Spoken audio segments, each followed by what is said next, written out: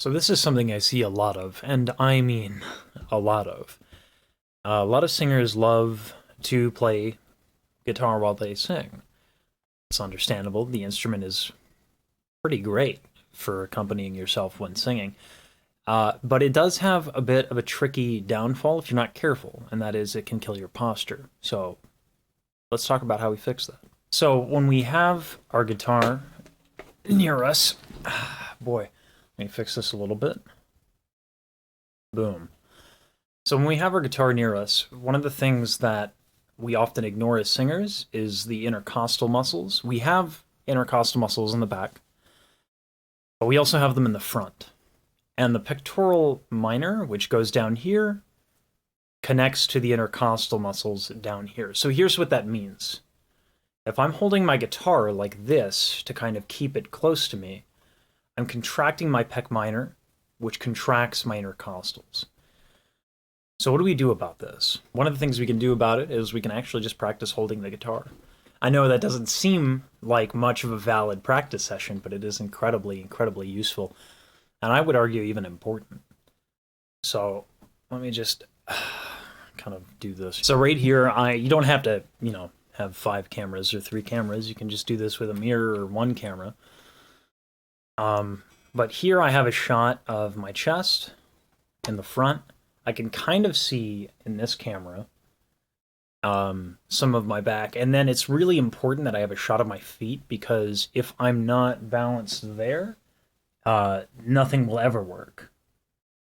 How you have your relationship to the ground or chair really matters. So right now I can kind of see that my heels are off the ground. I'm going to pivot myself a little bit forward.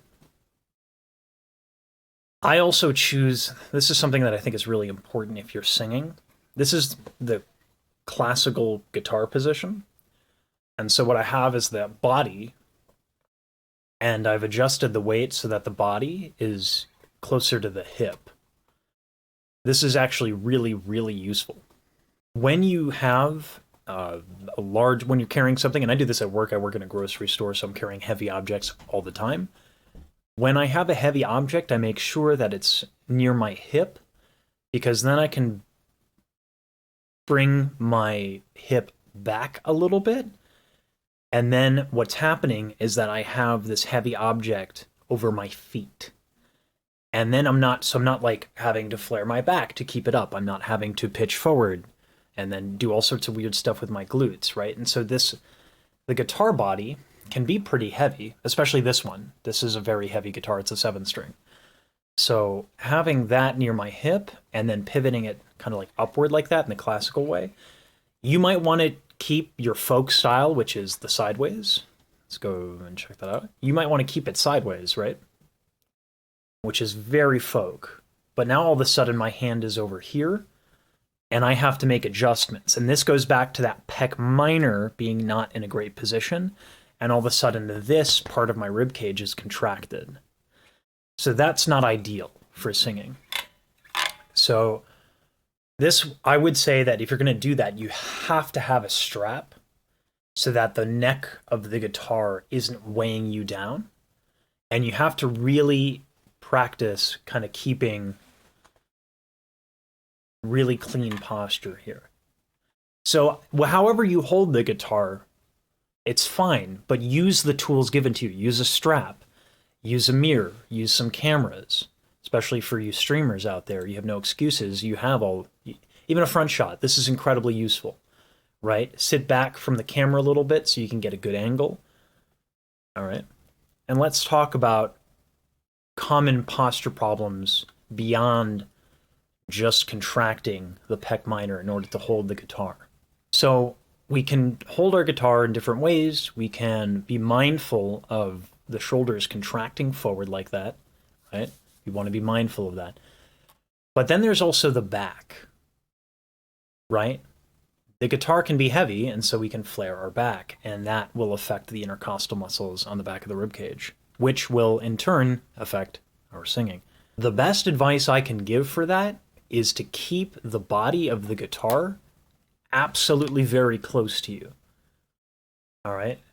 And I would also say get your action tested, because if you watch what happens to my shoulder here, I'm going to move it. If I have to really, contract my wrist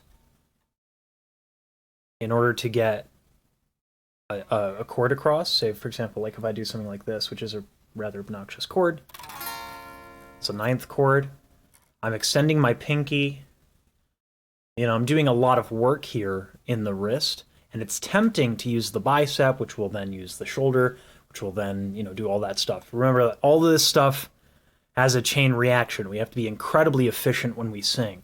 And it's obnoxious, but it's important. All right. So this is a very common problem if your action is really high or you have steel strings that are really thick. I highly recommend either moving to nylon or a thinner gauge string. If singing is your primary thing, if that's the thing that you do, make sure that your playing is very easy and ergonomic, right? So if I have this incredible chord, it's a lovely chord, it's a 9 chord, I have to make sure that the wrist is having a very easy time and I'm not overworking my hand, which would overwork my arm, which would, turn the shoulder, and then have all these negative consequences of my singing. We can even hear that. Let's give this a shot. Let's go back over all these posture things and hear the consequences. So if I do this, this is me relaxed, trying to have an open back, which is hard for me because I need to stretch my back a little bit more, but I have an open back, I have an open chest. Let's do like, out of tune guitar. We're going to pretend that that's in tune. Grow me a garden of roses. Now let me contract my chest a little bit.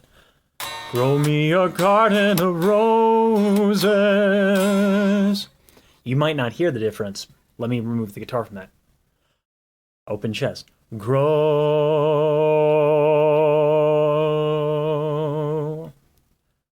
That forcefulness that you're hearing is going to absolutely murk my top.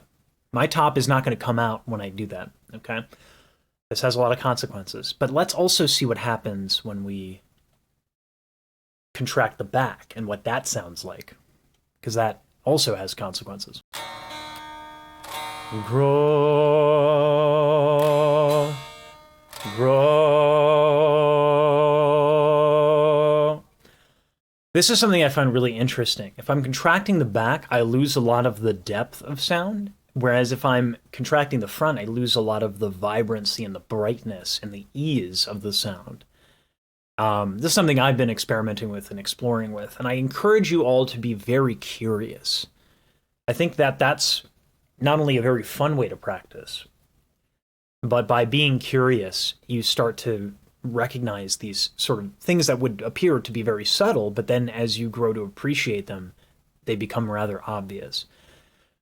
So these are some of the common pitfalls that exist for people who are singing and playing guitar. Be mindful of them. They're very real. I've heard a lot of folks who are trying to play guitar, they've been singing for a long time, they try to pick up guitar, all of a sudden a lot of things that they're doing well fall to pieces. If you're a singer who plays guitar, you have to play this instrument as ergonomically as you sing, or it will hold your singing back. All right. Anyway, that's that.